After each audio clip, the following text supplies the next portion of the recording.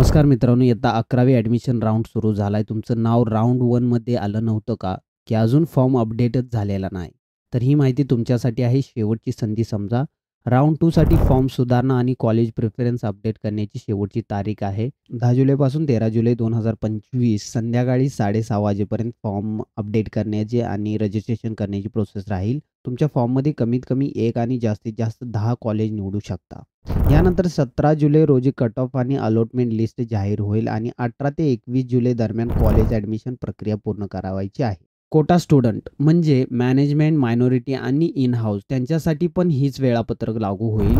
तर ही सर्व प्रक्रिया कशी करायची, कोणते डॉक्युमेंट लागतात, कॉलेज रिजेक्ट केलं तर पुढे काय आणि राउंड 2 साठी रजिस्ट्रेशन कशाप्रकारे करायचं, त्याची फुल प्रोसेस मी या व्हिडिओमध्ये सांगणार आहे.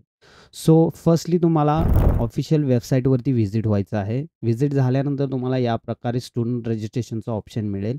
ज्यांचे राउंड फर्स्टमध्ये रजिस्ट्रेशन राहिलं असेल, राउंड 2 साठी रजिस्ट्रेशन करायचं असेल, तर या प्रकारे स्टुडंट रजिस्ट्रेशनचा ऑप्शन तुम्हाला मिळेल. त्यामध्ये या प्रकारे तुम्ही विदिन महाराष्ट्र या प्रकारे सिलेक्ट करू शकता. देन ॲप्लिकंट स्टेटसमध्ये फ्रेश या प्रकारे सिलेक्ट करून 10th स्टँडर्ड और इक्विव्हॅलंट एक्झामिनेशन बोर्डमध्ये तुमचं बोर्ड सिलेक्ट करू शकता. देन तुमचा seat number, mother name and month of examination तुम्ही इथं सिलेक्ट करून तुमचं रजिस्ट्रेशन कंप्लीट करू शकता.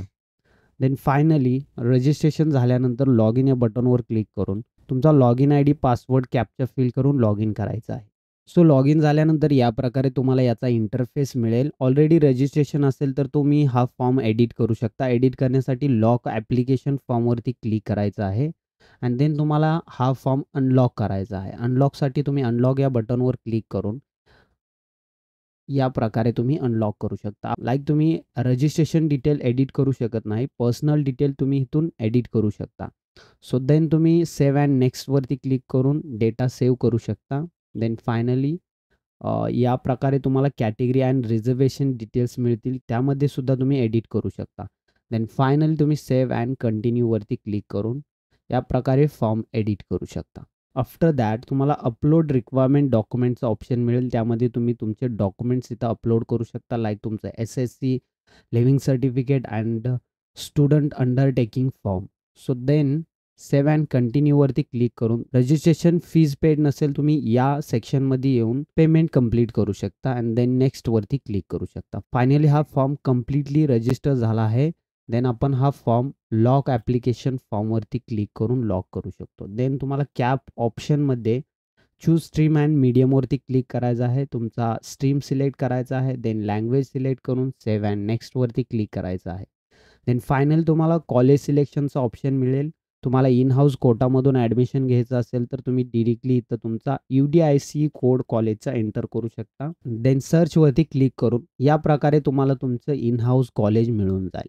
देन तुम्ही ॲड या बटनवरती क्लिक करून हे कॉलेज सिलेक्शन करू शकता अँड देन सेव्ह चॉईसेसवरती क्लिक करून तुमचा फॉर्म या प्रकारे लॉक करू शकता.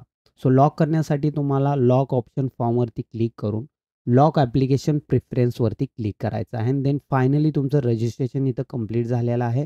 अँड देन मित्रांनो 17 जुलै रोजी तुमचं cut off and allotment list जाहीर होईल. त्यावेळी तुम्हाला या सेक्शनमध्ये येऊन तुमचं अलॉटमेंट लिस्ट तुम्ही इथून चेक करू शकता. त्यासाठी तुम्हाला कॅप अलॉटमेंट स्टेटसवरती क्लिक करायचं आहे, ज्यामध्ये तुम्हाला रेग्युलर राउंड 2 वरती क्लिक करायचं आहे किंवा 0 राउंडवरती क्लिक करून तुमचं स्टेटस चेक करायचं आहे. देन कॅप ॲडमिशन समरी तुम्ही इथून पाहू शकता. सो या व्हिडिओमध्ये तुम्हाला एवढीच इन्फॉर्मेशन द्यायची होती. So thank you for watching this video.